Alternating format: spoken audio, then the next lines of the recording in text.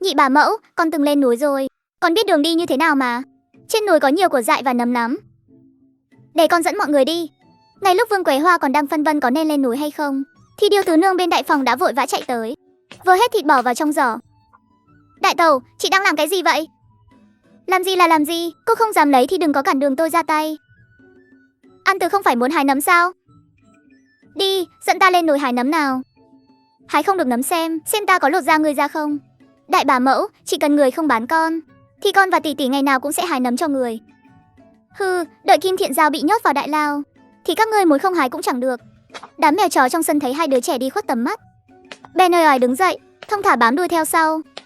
Trong huyện nha, Kim Thiện Giao ung dung đứng giữa sảnh. Mạnh Hồng Đức thì giả vờ đau khổ ngã vật xuống đất. Quan lớn anh minh làm chủ cho tiểu dân. Xin hãy minh xét cho tiểu dân. Mạnh Hồng Đức muốn kiện áp phủ họ Kim. Giả mạo em gái ruột của em dâu tôi để chiếm đoạt gia sản, còn dụ dỗ trẻ con. Đang lúc lão nói hăng say, ngón tay Kim Thiện Giao khẽ cử động, chân ngôn chú âm thầm đánh lên người lão. Mạnh Hồng Đức bỗng thấy lưỡi cứng đơ, sau đó cứ như bị ai nhậm mà phun ra sự thật. Dụ dỗ cái con khỉ, hai đứa danh con đó đứa nào thích nuôi thì nuôi. Lão đây chỉ muốn 3 gian nhà với 5 mẫu ruộng tốt đó thôi.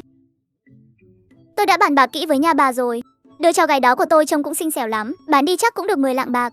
Nhà lão Tam còn mơ mộng cho thằng cháu trai kia đi học, đến cha của Ang Tun còn chẳng đỗ nổi tú tài, thì con hắn ra cái ôn gì được. Tôi định giữ nó lại làm người ở, bắt nó bán mạng cho tôi cả đời. Còn Kim Thiện Giao là thật hay giả thì kệ xác cô ta. Sẵn tiện mượn dụng cụ đặc biệt của ngài xử lý cô ta luôn. Dám cản đường phát tài của ta, đúng là chán sống rồi. Mạnh Hồng Đức bịt chặt miệng, ánh mắt đầy kinh hãi. Không phải thế đâu. Đây không phải những lời tôi muốn nói. Chi huyện nghe vậy liền bật dậy, trợn mắt giận dữ. Mạnh Hồng Đức, ngươi coi bản quan là cái gì? Đùa giỡn như khỉ đấy à? Con lợn béo hẹo kia nhìn ta làm gì? Lời ta nói câu nào cũng thật, lão Tam nhà họ Mạnh hẹo rồi. Tài sản thì phải chia đều chứ. Mau lật lại hộ tịch đi. Ngồi ăn ra ông có biết xử án không vậy? Tinh một tiếng vang trời. Người đâu, lôi xuống dạy dỗ bằng trượng cho ta. Mạnh Hồng Đức mặt cắt không còn giọt nước đỏ, nghĩ một đằng mà miệng lại phun ra một nẻo. Lão cứ như bị chúng ta mà gào thét. Đồ lợn béo hẹo, ông chẳng phân biệt trắng đen đã đòi dạy dỗ tôi. Cái chức quan này là ông bỏ tiền ra mua đúng không? Khi Mạnh Hồng Đức bị lôi xuống, liếc mắt thấy Kim Thiện Giao đang cười, lão chợt tỉnh ngộ ngay lập tức. Yêu nghiệt, nhất định là ngươi giở trò. Quan đại nhân, ngài mù rồi sao? Không thấy cô ta đang cười à? Lôi ra ngoài dạy dỗ thật mạnh cho ta. Dám coi thường luật pháp, gào thét giữa công đường, nhục mạ mệnh quan triều đình, dạy dỗ ngay. Dứt lời, quan huyện ngẩng đầu nhìn xuống. Ngươi và Ôn Tĩnh Thư có quan hệ gì? Chị ấy là ân nhân của tôi, từng cứu mạng tôi. Trước khi ra đi đã gửi gắm 2 đứa trẻ lại cho tôi. 2 đứa nhỏ có thể làm chứng. Lý chính làng Tiểu Hà cũng biết chuyện này. Đã là lời chối trăng lúc lâm chung, lại có người làm chứng rõ ràng. 2 đứa trẻ này nên để người nuôi dưỡng. Còn về ruộng đất, Chi huyện khựng lại một chút, vẫn chưa nuốt trôi được cục tức lúc nãy.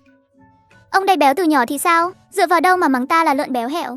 Người đâu, đem toàn bộ tài sản của Mạnh Hồng Trung sang tên hết cho Mạnh An Từ. Bãi chiều, tại đại phòng nhà họ Mạnh ở làng Tiểu Hà, Điêu Tứ Nương vui vẻ hát nghêu ngao.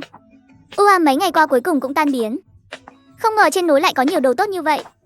Biết núi không nguy hiểm thì mụ đã lên từ sớm rồi. Biết điều như thế này thì đại bá của các ngươi đã chẳng tính đem bán các ngươi đi rồi. Đúng là chưa bị nhắc nhở mạnh thì chưa biết đau mà. Còn ngươi nữa, Mạnh An Từ, sau này còn dùng ánh mắt âm hiểm đó nhìn ta. Ta móc mắt ngươi ra làm dưa muối luôn đấy.